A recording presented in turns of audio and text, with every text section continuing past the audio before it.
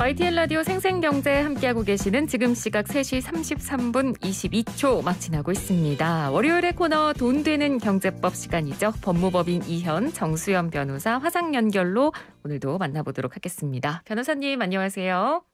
네, 안녕하세요. 자, 오늘은요. 저희도 지난주에 생생경제에서 관련 이슈를 한번 다뤄봤는데 이 플랫폼 사업 관련 이슈들을 저희가 오늘 좀 짚어보겠습니다. 요즘은 워낙 온라인 플랫폼을 통해서 우리가 정말 많은 것들을 지금 일상생활 속에서 하고 있는데 이 중에서도 결제 플랫폼 같은 경우에는 워낙 지금 간편 결제 서비스가 대중화됐잖아요. 그래서 아무래도 이 간편 결제 시장을 잡으려고 기업들도 굉장히 많이 지금 노력을 기울이고 있는 것 같아요. 네, 맞습니다. 기업들이 그 간편 결제 서비스를 포함한 그 결제 플랫폼에서 우위를 사실 차지할 경우에는요, 그 고객들을 자신들의 서비스에만 이렇게 딱 묶어놓을 수 있는 락인 효과를 볼 수 있어서 사실 앞다투어서 고객 확보에 나서고 있는 것인데요. 네. 보통 우리가 사이트에서 옷을 하나 결제를 한다고 해도 신용카드나 간편 결제, 통신사 소액 결제와 같은 방법을 사용을 할 수가 있는데요. 네. 이런 이용자들이 많이 모여있는 플랫폼의 경우에는 플랫폼에서 결제되는 방식을 하나로 통일해서 일률적으로 적용하려고 하기도 합니다. 왜냐하면 이런 인앱 결제 방식을 강제해서 지난주에 살펴보셨던 바와 같이 그 수수료를 많이 가져갈 수 있기 때문이죠. 네. 그래서 그 수수료를 통해서 이제 이득을 취하고 싶은 게 또 기업의 마음일 테니까요. 그래서 이제 이런 것들을 좀 규제할 수 있는 법이 통과를 했습니다. 소위 구글 갑질 방지법이라고도 하는 인앱 결제 강제 방지법이 국회를 통과했는데 저희가 다루긴 했습니다만 또 잊어버리셨을 수도 있으니까 관련 개정법 내용을 우리 변호사님께서 좀 소개를 해 주시죠. 네, 법률 내용을 좀 구체적으로 오늘 소개를 좀 해드리면 좋을 것 같은데요. 네, 지난 8월 25일 구글 갑질 방지법을 알려진 전기통신사업법 일부 개정안이 국회를 통과했습니다. 개정법 내용을 좀 더 살펴보면요. 그 앱 마켓 사업자는 그 모바일 콘텐츠의 결제 및 환불에 관한 사항을 이용약관에 명시해서 이용자의 피해를 예방하고 이용자의 권익을 보호해야 된다는 점을 다시 한번 법 개정을 통해서 확인을 했고요. 네. 이에 따라서 과학기술정보통신부 장관 또는 방송통신위원회는 앱마켓에 모바일 콘텐츠를 제공하는 사업자를 보호하기 위해서 필요한 경우 앱마켓 운영에 관한 실태조사를 할 수 있도록 규정을 신설하였습니다. 네. 그래서 과도한 수수료 부과라든지 결제 방식 규제와 같은 일들이 벌어지면 이제 실태조사를 관련 기관에서 할 수 있는 권한이 부여된 것입니다. 네, 그리고 앱마켓 사업자가 이제 모바일 콘텐츠 등을 거래를 중개함에 있어가지고 자기의 거래상 지위를 부당하게 이용해서 모바일 콘텐츠 등 제공 사업자에게 특정한 결제 방식을 강제하는 행위. 즉 구글과 같은 경우에는 구글 인앱 결제의 경우에는 구글에서 일률적으로 적용하는 그 페이 방식을 강제하는 그 이용 약관을 개정한다라는 것을 발표한 적이 있었는데요. 이런 것을 규제를 하고 앱마켓 사업자가 모바일 콘텐츠의 심사를 지연하는 행위나 아니면 부당하게 삭제한 행위를 금지하도록 했습니다. 네. 그래서 이런 방안이 발표가 나니까 이제 일각에서는 구글이 이런 방안이 나와도 또 이걸 교묘하게 피해갈 수 있는 방법을 또 만들 거다 이런 이야기도 나오고 있는데 법안이 발효된 건 굉장히 의미가 있지만 또 이게 잘 적용이 돼야 되잖아요. 우리가 이 실제 실효성 있게 이 법이 잘 적용되는지 보려면 어떤 점을 좀 지켜봐야 될까요? 네, 맞습니다. 우선은 구글 코리아의 경우에는 개정법을 지키는 범위 안에서 사업을 나가겠다고 공식 입장을 통해서 밝힌 바 있습니다. 네. 따라서 10월로 예정된 일률적인 결제 시스템 강제와 수수료 30% 정책 도입에는 사실 변화가 있을 것으로 예상되고 있습니다. 네, 하지만 그 개정법상에 아까 제가 말씀드린 바와 같이 자기의 거래상의 지위를 부당하게 이용해서 특정한 결제 방식을 강제한다라고 했을 때 이 자기의 거래상의 지위라는 부분과 그리고 부당하게 이 부당성이라는 규제의 법 해석 문제가 남아 있을 수가 있는데요.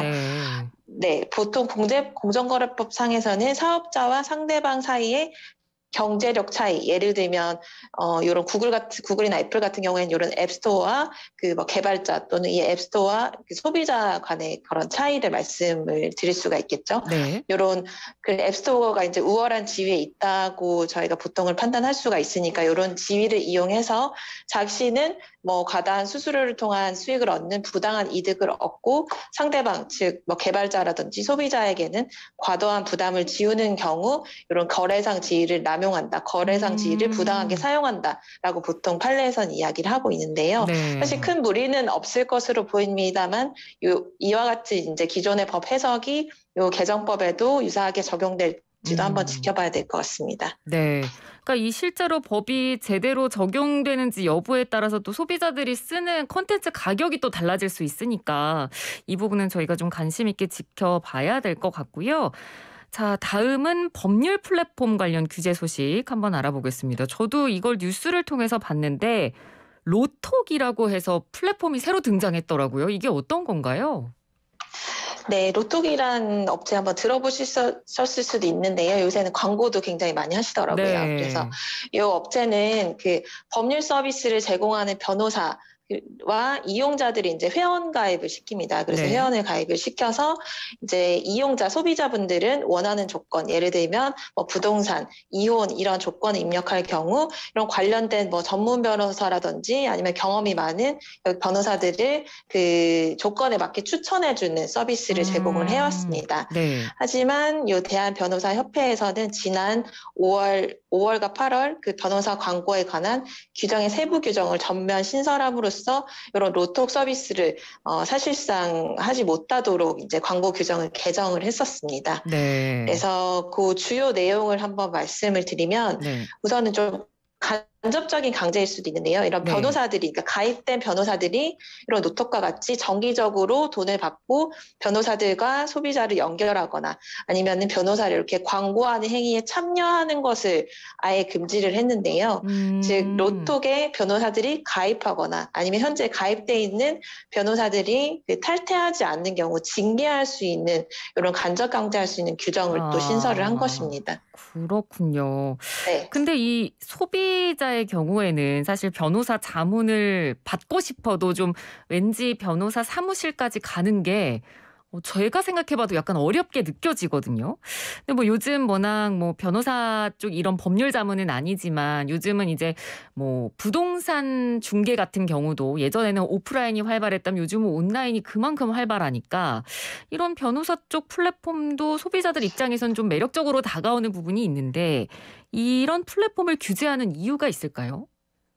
네, 우선은 이제 변호사 협회에서 말하는 이제 주요 핵심은 공공성이라는 것인데요. 저는 변호사 아닌 자, 그러니까 뭐 주식회사라든지 변호사 자체가 어떤 회사를 만드는 것이 아니라 변호사 아닌 업체가 이런 법률 서비스를 소개하거나 알선하거나 유인할 목적으로 이런 사업을 할 경우에 공공성에 반한 일들이 생길 수 있다. 뭐 예를 들면 예전에는 브로커 사무장이라는 용어가 굉장히 이 업계에서는 많이 쓰였었는데요. 예를 들면 그 영업직처럼 이제 브로커 사무장이 이 사건을 이제 가서 가지고 오고 그 대가로 그 수임료라든지 이런 부분을 사무장과 나눠 가지는 이런 형태로 많은 영업이 이루어졌습니다. 네, 그러다 보니 직접 변호사가 사건을 처리를 하지 않거나 아니면 중간에 사무장이 많은 돈을 챙겨가는 부작용이 생겨서 이런 변호사 아닌 자와 수익을 분배하는 것을 금지하는 것으로 법이 규정됐었었는데요. 이러한 로톡이라는 이 변호사 아닌 사업체가 플랫폼으로 이제 유일한 현재로서는 이제 거의 규모 차원에서는 1위 플랫폼이라고 볼 수가 있는데 이런 플랫폼으로서 힘을 가지게 되면 그 영향력에 따라서 법률 서비스의 이제 가격도 결정될 수 있고 그리고 변호사가 사건을 수임하는 구조가 한 업체의 서비스 형태에 따라서 아예 달라질 수도 있기 때문에 이런 사업 구조는 애시당초부터 좀 금지를 하고 싶다라는 것이 그리고 그것이 소비자의 어떤 결과적으로는 소비자의 법률 서비스의 질과 어떤 합리적인 가격 책정에도 도움이 된다라고 하는 것이 사실 변호사협회 쪽의 주장입니다. 네. 그러니까 한마디로 소비자와 변호사가 원래는 이제 1대1로 어떻게 보면 일을 했다면 그 중간에 직접 이제 만나라는 것이죠. 네. 중개인이 이제 한 명 끼어드는 것과 마찬가지의 구조가 되는 건데요. 근데 이와 관련해서 법무부는 좀 의견이 다른 것 같던데요. 네, 법무부는 지난달 24일 로톡의 현행 운영 방식은 변호사법에 위반되지 않는다는 공식 입장을 발표를 했습니다. 네. 그 로톡은 광고형 플랫폼으로 플랫폼 업체가 사건 소개에 대가로 수수료를 받는 것이 아니라 어떤 일정 월 광고료 이런 식으로 온라인상의 광고 공간만을 제공하는 대가를 받기 때문에 변호사법 위반이 아니라는 것입니다. 네. 현재 그 로톡의 서비스의 경우에는 변호사에게 월 광고료만 받고 있을 뿐 수임료의 얼마를 나눠 갖는 방식은 아닙니다. 그래서 소비자가 변호사의 광고를 확인하고 상담을 예약해주는 플랫폼으로만 활용되고 그리고 그것의 대가로서 변호사들에게 월 광고료 정액으로 받고 있기 때문에 위반될 사항이 없다는 것입니다. 그렇군요. 자, 그러면 비슷한 사례를 저희가 한번 좀 비교를 해보면 좋을 것 같아요. 그러니까 포털 사이트에도 왜 지식인 서비스라고 해서 저도 뭐 검색을 하다가 발견한 적이 있는데 뭐 어떤 분이 뭐 지식인에다가 궁금한 점을 물어보면 거기에 이제 지식인으로 등록돼 있던 변호사분이 거기 이제 실제로 본인 이름과 소속도 밝히고 그리고 사진까지 나와 있는 경우도 있거든요. 그런 분들이 이제 답변을 달고 뭐 일반인들과 상담을 해주는 그런 플랫폼도 그러면 변호사법 위반의 소지가 있는 건가요? 네, 포털 사이트에도 그 예전에는 그냥 지식인만 있었는데 네. 요새는 전문가분들이 일정 비용을 또 받고 이렇게 답변을 다뤄주시는 어떤 전문 지식인 서비스도 제공이 되고 있잖아요. 네네. 그래서 이제 이 포털 사이트 측에서는 또 어떤 변호사분들이 이 포털 사이트를 고발을 하기도 했습니다. 그 이유는 결국에는 그 대가를 나눠 가진다라는 측면에서 변호사법 위반이다라는 주장인 것이었던데요. 네네. 하지만 이게 무혐의로 결론이 났습니다. 그 이유가 로톡의 법무부 로톡 사안과에 대한 그 법무부의 입장과 굉장히 비슷합니다.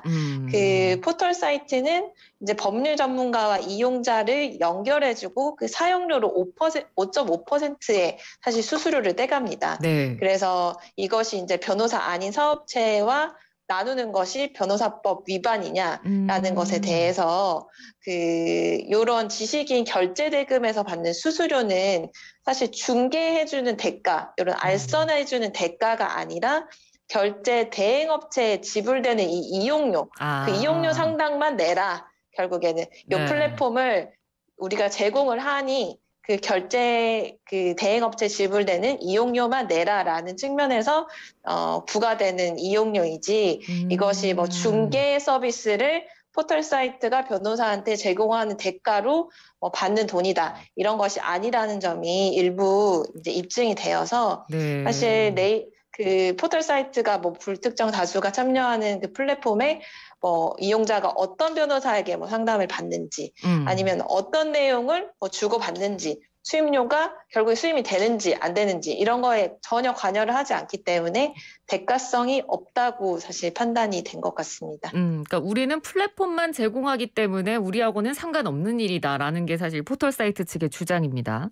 자, 그럼 플랫폼 입장들은 그러니까 정말 저희는 이제 일반적인 소비자니까요. 소비자의 입장에서 생각을 해보면 아까도 제가 말씀드렸지만 뭔가 법률적으로 상담받거나 자문을 구하고 싶어도 그런 쪽에 있는 분들한테 이렇게 대면으로 찾아가는 게 굉장히 어렵게 느껴지잖아요. 그런 식으로 생각을 한다면 법률 서비스 같은 게 이런 플랫폼이 생기면 굉장히 좀 편리하고 좋겠다 이런 생각이 일단 들거든요. 네, 이 부분이 사실 그 현행 법무부 그리고 관련 스타트업 관련 업계 그리고 대한변호사협회 측 그 사이에 가장 의견 대립이 심한 부분입니다.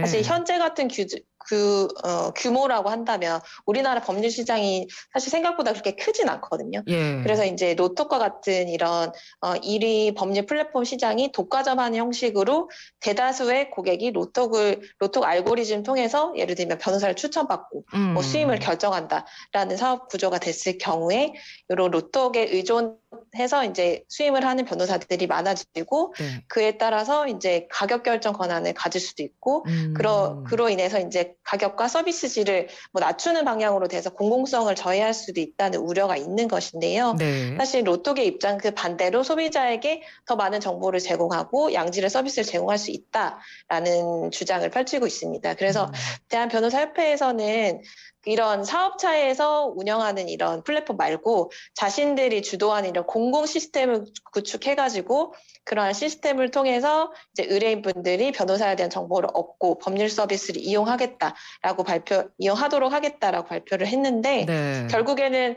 이런 모델을 가져가서 협회에서 사업을 하려는 것이 아니냐라는 비판의 목소리도 있어서 앞으로 상황은 지켜봐야 될 것 같고요. 네네. 그리고 또 로톡도 이에 맞서서 8월 그리고 5월, 8월 변호사 광고 규정 개정에 대한 헌법소원 심판 청구서를 접수해 놓은 상태이기 때문에 네. 이 헌법소원 사건도 추이를 좀 지켜봐야 될 것 같습니다. 예, 그렇군요.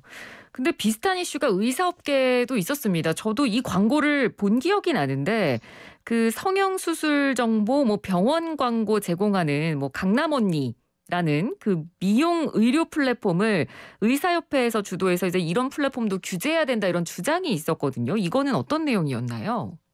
네, 현행 의료법상 의료 광고를 하려면 그 의사협회 그리고 치과의사협회 그리고 한의사협회로 규정된 자율심의기구의 사전심의를 사실 받아야 합니다. 네. 그래서 이 강남언니와 같은 이런 업체들도 결국에는 이제 광고 업체인 걸로 볼 수가 있는데 로톡도 마찬가지고요. 결국에는 의사분들에 대한 뭐 가격 정보라든지 병원에 대한 가격 정보라든지 후기 정보 같은 걸 제공을 해서 그 업체들과 소비자를 연결해주는 그런 플랫폼이라고 보실 수 있겠는데요. 네. 사실 그 강남언니와 같은 이런 플랫폼에서 비급여 진료 가격이라든지 어떤 리뷰 형식의 광고를 아까 말씀드린 자율심의기구의 사전심의를 받지 않고 계속 서비스를 하고 있어서 문제가 되었었습니다. 네. 지난 8월 30일 보건복지부에서는요, 요 사안에 대한 공식 의견을 발표를 했었습니다. 그래서 그 비급여 진료 비용은 사실 공개하는 것이 합법이고, 그리고 환자 치료 전후 사진 사용이라든지 후기 공유는 현행 의료법에 따르더라도 합법이라는 의견인데요. 사실 그 부분에 대해서는 조건을 달았습니다. 네. 그 치료 전후 사진의 경우에는 동일 인물, 경과기간, 부작용 명시와 같은 일정한 조건을 만족할 때 가능하다. 왜냐하면은 이런 업체들의 경우에는 동일 인물이 아니거나 경과기간 표시 없이 소비자에게 약간 오해를 불러일으킬 수 있을 만한 어떤 그렇죠. 후기 사진이나 후기 댓글들을 올려가지고 이제 광고를 하는 경우가 굉장히 많았다고 합니다. 그래서 이런 조건에 해당할 경우 합법이라는 의견이었고요. 예. 그리고 요 사용자가 병원으로부터 경제적 대가를 받지 않고 자발적으로 올린 후기에 대해서는 의료 광고에 해당하지 않는다라고 해석을 하기도 했습니다. 네네. 그러니까 결국에는 법률도 마찬가지고 의료 서비스도 마찬가지고 어떤 물건을 단순히 사서 그것이 고장나거나 문제가 생기는 데서 그치는 것이 아니라 어떤 자신의 권리라든지 그리고 자기 생명과 연결되는 그런 공공성을 가지는 서비스라는 측면이 굉장히 강하기 때문에 그렇죠. 이것을 연결하는 광고 플랫폼이라든지 아니면 이것을 중개하는 플랫폼이 제시하는 정보 그리고 광고하는 형태 등에 대한 어떤 규제들이 앞으로도 계속 논의가 있을 것으로 보입니다. 네. 하지만 또 반면 또 소비자들이 이런 그 분야에 대해서 니즈가 있는데도 정보를 또 제공받지 못하는 경우도 사실 말이 되지 않잖아요. 그렇죠. 그래서 이런 공공성을 가진 서비스들에 대한 어떤 정보 제공의 측면에서 관련 그 서비스들은 더 많이 제공이 될 것으로 보이고 네. 그래서 이 관련 업계와 그 플랫폼 간 업체들 간의 갈등이 있을 수밖에 없을 것 같고 네. 앞으로 정부가 이것은 사실 산업이 먼저 앞으로 나가고 관련 규제에 대한 논의가 그 뒤에 지금 그러니까 후행으로 따라오는 이런 형태로 지금 진행이 되고 있습니다. 네네. 그래서 앞으로도 어떤 새로운 산업이 시작이 되면은 그에 관한 규제가 생겨나는 방식으로 진행되지 않을까 그런 생각을 해봅니다. 네. 그러니까 뭐 요즘은 온라인 플랫폼이 뭐 워낙 많이 늘어나고 있고 앞으로는 정말 온라인 플랫폼이 계속해서 더 늘어날 거기 때문에 관련 논의가 말씀해 주신 대로 논의, 규제 충분히 다 좀 이제는 좀 많이 고민해 보고 많이 더 필요해지는 시기가 되지 않을까 그런 생각이 듭니다. 자, 오늘은 온라인 플랫폼 관련 규제에 대한 최신 이슈들 모아서 알아봤습니다. 변호사님 오늘 말씀 잘 들었습니다. 고맙습니다. 네, 감사합니다. 네, 지금까지 법무법인 이현 정수연 변호사였습니다.